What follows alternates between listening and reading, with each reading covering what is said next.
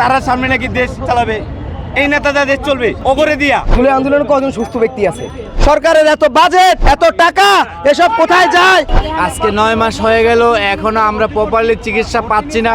সরকারের এত বাজেট, এত টাকা, এসব কোথায় যায়? এটার আমরা হিসাব চাই। যারা চক্ষুর ভাইয়েরা রয়েছে আমাদের পেছনে আপনারা দেখতে পাচ্ছেন, এই সকল চক্ষুর ভাইয়েরা তারা দুটি চোখ হারিয়েছে যেই দেশের জন্য, যেই দেশের মানুষের জন্য, বাক স্বাধীনতার জন্য আমরা তরুণ যুবকরা আমাদের জীবনকে বিনা পুঁজিতে, বিনা কোনো স্বার্থে আমরা এইভাবে উৎসর্গ করলাম।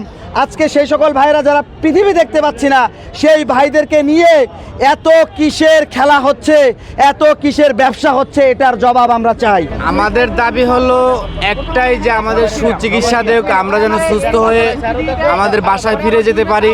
আজকে 9 মাস হয়ে গেল, এখনো আমরা প্রপারলি চিকিৎসা পাচ্ছি না।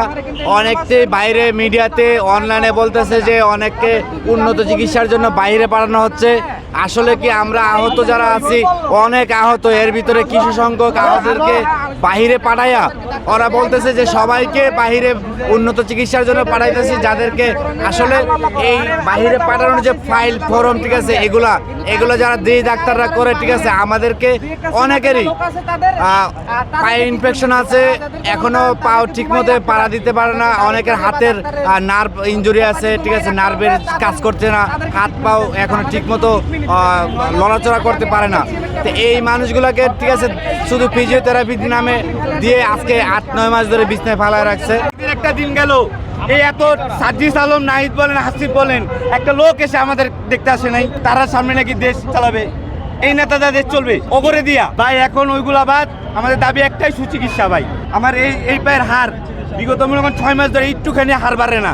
ডাক্তাররা যখন বলি তখনই আমার মনে করেন হ্যান্ড মানে বুঝতে জায়গা, কিন্তু যে হাড় বাড়তেছে না, এটা সমস্যাটা তারা বলতেই পারে না। ভাই আমরা, আরে ভাই আপনারা বলতে পারেন না বাইরে রেফার করেন, বাইরে তো উন্নত মানের চিকিৎসা আছে, আপনারা বাইরে রেফার করতে সমস্যা কি? আমাদের বলেন, টাকা কি আপনার পকেটে দিবেন? টাকা তো দিবে সরকার। এই হাসপাতালের কর্তৃপক্ষের সমস্যা কি আমরা জানতে চাই। ভাই আমারে দেখলে কি মনে হয় আমি তো সুস্থ না ভাই? আমি কিন্তু স্বাভাবিক একটা মানুষ, কিন্তু আমার ভিতরে দেখ ভাই, একটু চাপো তো, আমার ভিতরে কি আছে ভাই, এটা কেউ কইতে পারবো? আমার হাতে এখন 250-এর উপরে বুলেট আছে ভাই, এটা চাইনিজ বুলেট, কিন্তু আমার দেখতে কিন্তু আমি স্বাভাবিক একজন মানুষ। আমি যে কী ফেস করতেছি এটা কিন্তু সাধারণ একটা পাবলিককে বুঝাইতে পারবো না যে আমার ভিতর দিয়ে কি যাইতেছে। শুধু ভাই একটা নাপা দিয়ে আর দেয়া ভাই একটা গ্যাসের ট্যাবলেট দিয়ে কি এই সমস্যা সমাধান করা পসিবল? আমার এক চোখে দেখতে জাতির কাছে ভাই বইলা গেলাম যে এইটার যদি ভাই কোনো ট্রিটমেন্ট থাকে পৃথিবীতে, আমার এই গুলি বের করার যদি কোনো ট্রিটমেন্ট পৃথিবীতে থাকে, তাহলে আমার এতদিনে কেন দেওয়া হয় নাই? আমার নিয়ে অবহেলা কেন করা হয়েছে ভাই? সমস্যাটা কোথায়, ঘাটতি কোথায়, আর প্রেশার কারা ক্রিয়েট করতেছে আমাদের ট্রিটমেন্টের বিরুদ্ধে? এটা আমরা জানতে চাই ভাই, যে কারা আসলে প্রেশারটা দিতেছে। আমরা এতবার আমাদের দাবিগুলো জানিয়ে যাচ্ছি, সরকার আমাদের কোনো কথার মূল্যায়ন বা কর্ণপাত করছে না। আমরা আপনাদের মাধ্যমে সরকারের কর্ণকোহরে কথা পৌঁছে দিতে চাই যে আমাদের সুচিকিৎসা নিশ্চিত করতে হবে, আমরা যেন সকলেই স্বাভাবিক জীবনে ফিরে যেতে পারি। আমার এই ভাইও এবং আমিও, আমার গায়ে এখনও হাজার হাজার শত গুলি আছে, এই ভাইয়েরও গায়ে শত গুলি আছে, কিন্তু আজও পর্যন্ত আমাদের কোনো গুলি বের করা হয় নাই। শুধু আমাদের বেডের সামনে এসে বলে যে আপনাদের তো শত গুলি, এতটুকু কথা বলেই তারা আমাদের থেকে মুখ ফিরিয়ে নেয়।